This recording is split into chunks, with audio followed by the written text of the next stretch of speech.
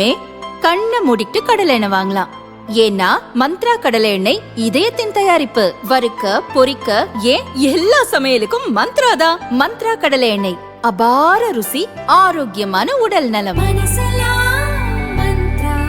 திமுக கூட்டணியில் இருக்கும் காங்கிரஸ் ஆட்சியில் பங்கு, அதிகாரத்தில் பங்கு வேண்டும் என்று முரண்டு பிடிக்கிறது. குறிப்பாக அந்த கட்சியின் எம்பி மாணிக்கம் தாகூர் இது பற்றி பொதுவெளியிலேயே பேசி வருகிறார். திமுகவை கடுமையாக விமர்சிக்கவும் செய்கிறார்.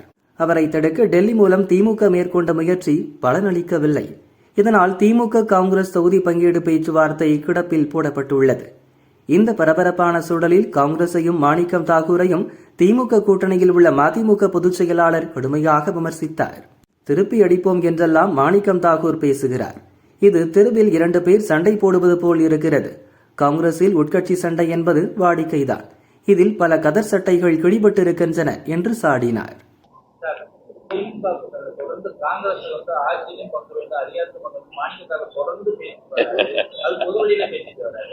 அவரு கடுமையா பேசுறாரு.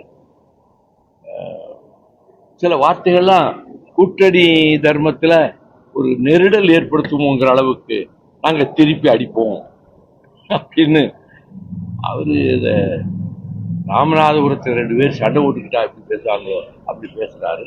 அதை கண்டிச்சு கோவண்ணா அறிக்கை விட்டுருக்காரு. பல பேர் கண்டிச்சிருக்காங்க.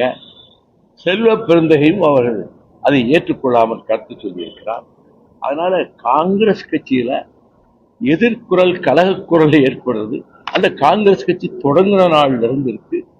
சூரத் மாநாட்டிலிருந்து இன்னைக்கு வரைக்கும் அவங்களுக்குள்ள பிரச்சனை வரும். கதர்ச்சட்டைகள்லாம் பல பேரும் கிழிக்கப்பட்டிருக்கிறது. உட்கட்சி விவகாரம் இது ஒன்றும் புதுசு இல்லை. திமுக அதை பொருட்படுத்தல இந்த அவங்க சொல்றதையெல்லாம். இப்போது வைகோவுக்கு மாணிக்கம் தாகூர் பதிலடி கொடுத்துள்ளார்.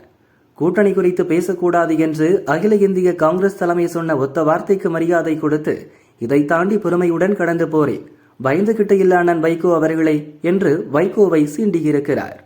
இதுவரை திமுக காங்கிரஸ் மோதலாக இருந்த சண்டையில் இப்போது மதிமுகவும் இணைந்திருப்பது கூட்டணியில் பரபரப்பை ஏற்படுத்தியுள்ளது.